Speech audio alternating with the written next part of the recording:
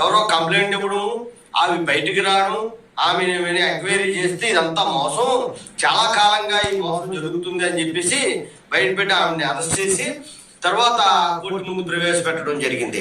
అంటే ఎప్పుడో ఒకప్పటికి మోసం అనేటువంటిది బయటపడుతుందని అందరికీ తెలుసు. ప్రపంచంలో ఏ మోసగాళ్ళు కూడా శాశ్వతంగా మోసాలు చేసుకుంటూ పోలే. దొంగతనం కానీ మోసం కానీ ఖచ్చితంగా దొరికారు. అలాంటిది ఎందుకు ఆ తోవలు ఎంచుకుంటారో అర్థం చేసుకోండి మీరే.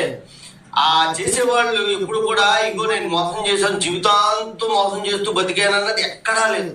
వ్యాపారం చేస్తూ రూపాయి 2 రూపాయలు ఎక్స్ట్రా తీసుకోవడమో లేకపోతే ఏదో చేశారేమో, కానీ ఇలాంటి మోసాలు చేసి శాశ్వతంగా ఉన్న వాళ్ళు లేరు. ఖచ్చితంగా దొరికారు.